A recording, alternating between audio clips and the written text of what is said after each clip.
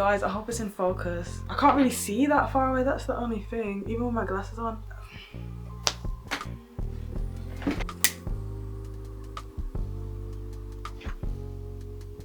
Hi guys. Okay, it's actually on autofocus now, so that means it should be in focus. Hi guys! Welcome to another video. It is me, Shania Ashanti Choi, and as usual, I'm just trying to stay sane out here in all of this chaos. In the midst of everything that's going on in the world, I hope that you're well. I hope that you are in good spirits, and if you're not, listen, I get it. Let's see what we can do to change that. Thank you so much for being here with me today. I'm so grateful for your time, your attention, for your good vibes on the other side of this screen. I'm so grateful for you, for existing. Thank you so much for being here with me. And honestly, I make all of these videos with you guys in mind. I'm thinking, I hope that they enjoy my videos. Most of you guys are my friends in it. But if there's anyone on here that I don't know personally, I'm grateful for you as well for being here. And you know, you can go ahead and like, subscribe, comment down below, and send this video to a friend of yours that you think might enjoy this video as well. Today we are setting our 2026 intention. Yeah! I know you're probably thinking, hold the phone, Shania. January is basically over. It's too late for all of that. It's not too late. It's not too late to set your intention. I dare you this year to unsubscribe from timelines and limitations. Let's not even get to the fact that time is not even real. It's a social construct. You know what I mean? It's not even, what is 2026? 2026, 1995, 1862, they're all just numbers and made up frames of time. Let's not even talk about the fact that the Chinese New Year doesn't start until, and the spring equinox isn't until like March or even May, I don't even know. But it's not right now. And even if it was, whenever you're watching this video, it doesn't matter. It is never too late to turn your attention and your energy towards the direction that you're trying to go to. So just get that idea of it being too late out of your head. And let's get into it, okay? A lot of people want to set goals at the start of a new year. 2026 resolutions, whatever the hell that is.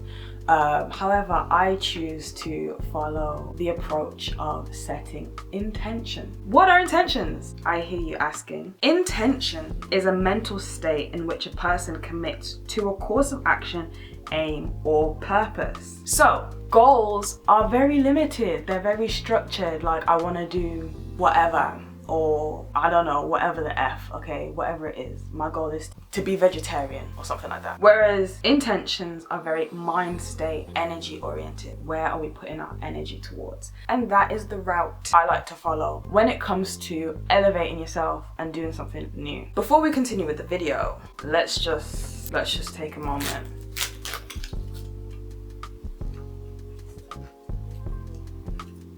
Or a couple of moments. Oh my God. Jesus.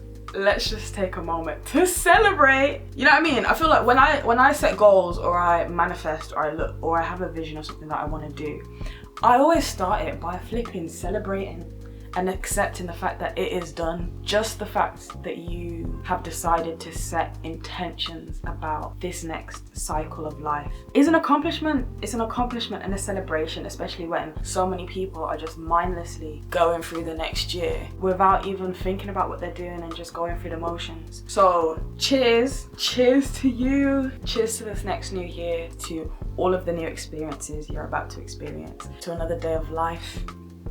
Listen, you've got to stay celebrating. Stay celebrating. Before we even set our intentions, we're just celebrating the fact that we have decided to put our energy into being intentional like that.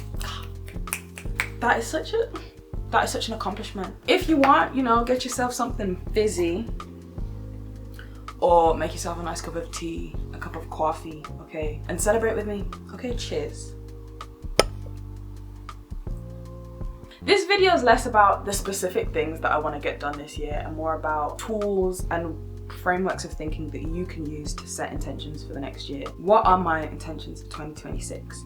The first thing that I did when planning my intentions for the next year was creating a mind map of all of the things that I kind of want to get done, all of the things that just all of the things in general, like all of the things, everything that comes to mind. As someone with ADHD, that's a lot of things that I want to do, a lot of things that I want to put my attention and my energy towards. Speaking of attention and energy, my complete focus for this year is reclaiming my attention and my energy, owning my attention and my energy. Who do you spend your time with? Where does your brain exist, you know, on the day-to-day? Over the last year, I really learnt to grab a hold of my attention. I generally split my focus into mind, body, and spirit, and I feel like a lot of these intentions overlap. But when we're thinking about mind, we're thinking about mental health, but also intellectualism, your mind, learning, reading, writing, all of that kind of stuff. What do I want to learn? What do I want to write? How can I contribute in towards strengthening my mind? Body, I generally associate this with all things to do with physicality. So that is my body, you know, my fitness, the things I'm eating, what I'm doing with my body, but also physical and external things. So finances, clothes, appearance, all of that kind of stuff that has to do with the ego, with the body, with the physicality. Spirit, I generally associate that with creativity, things that call to my heart, things that I love doing. Instead of going into that framework of I must do this or I will do that, which is very like, there's not really wiggle room, there's not really room for imagination. It's kind of like a set approach to things. I try and use the may I approach. This was suggested by Tracy Ellis Ross. I think she was talking in a podcast. If I can find it, I'm gonna link it here. But in this podcast, she talks about how when she's manifesting, she uses the framework of may I, because it honors the space between where you want to be, the things you want to accomplish, and where you are today, without undermining the fact that you're not necessarily there yet. It gives grace and it celebrates the journey of becoming. You know? What I'm gonna do now is read some of my may I's, and you can use these for inspiration. These aren't very polished and detailed. These are literally just the may I's that are in my mind map. For example, may I use writing as a way to express my inner reality, as I always have. May I expand my ability to communicate with others and understand new cultures. So that links into my goals of language learning. So I want to study Portuguese, French, and German. But instead of thinking in that framework, oh, learn Portuguese, like what does that even mean? Learn French, what does that even mean? I want to be able to communicate with people. Let's look at some other things. May I use music as a tool to transmute energy, uplift, and comfort. So I want to write music, I want to learn how to play instruments, but really my intention is to use music as a way to work through things that I'm going through, rather than just like, oh yeah, I want to make music. What does that even mean? Go clap your hands, you've made some music, okay?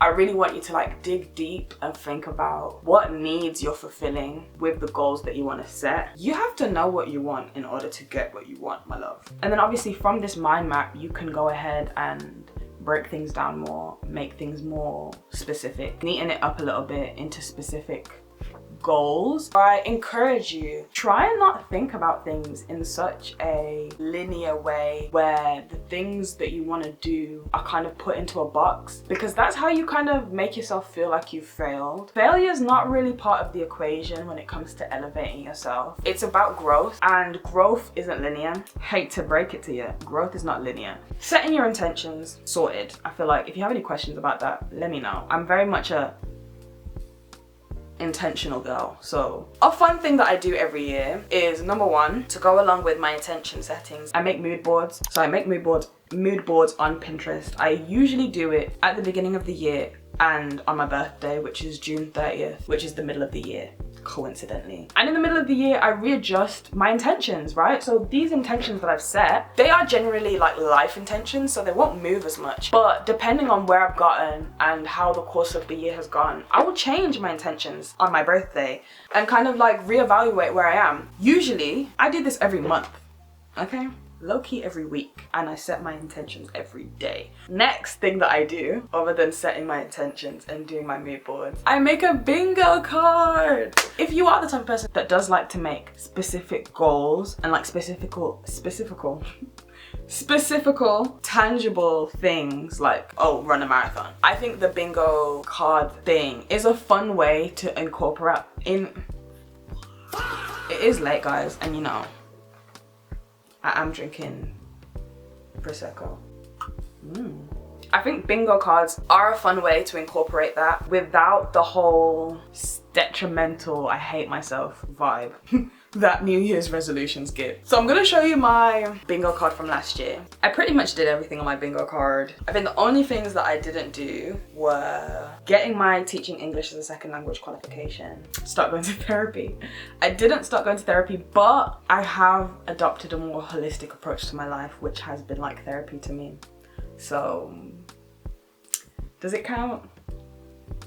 I think the thing that I will change this year is I want to put some more like outrageous, crazy things on my bingo card. I went ahead and I filled this box with some things are kind of chill, like read more books. Some things are kind of crazy that, you know, they're a bit of a challenge, right? We're gonna take some things out of the box so that I can make my next bingo card. And I'm challenging you to also make your 2026 bingo card and share with me some of the things that you've put on your 2026 bingo card.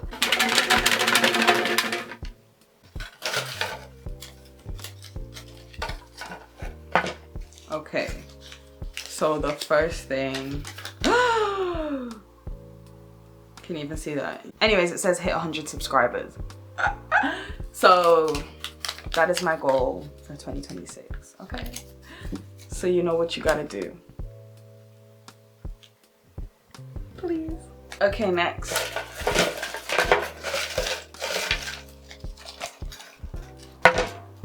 Learn British Sign Language. This is so fun. 10 full push-ups. Bring at least one of my fashion piece ideas to life. So yes, there's obviously other things in here that I will look, like I wrote these. I've forgotten what I've written, yes, but I wrote these, so I will look at them and incorporate them when I'm thinking about things that I want to do this year. But I think that's a fun way to try and challenge yourself without it being too self-loathing, to put it simply. But yes, guys, I want to see your 2026 bingo cards. And let's think of a gift. What gift are we gonna give ourselves when we accomplish these things? Thank you.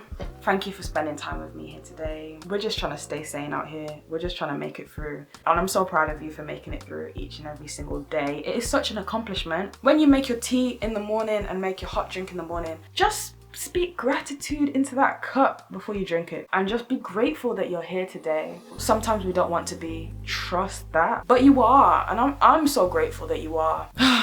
You've got another opportunity, and I know that things are shit, man. Things are shit, but you've got another opportunity to try and make it. So I'm proud of you as always. I'm grateful that you're here as always, and I will see you in the next video. Good stuff.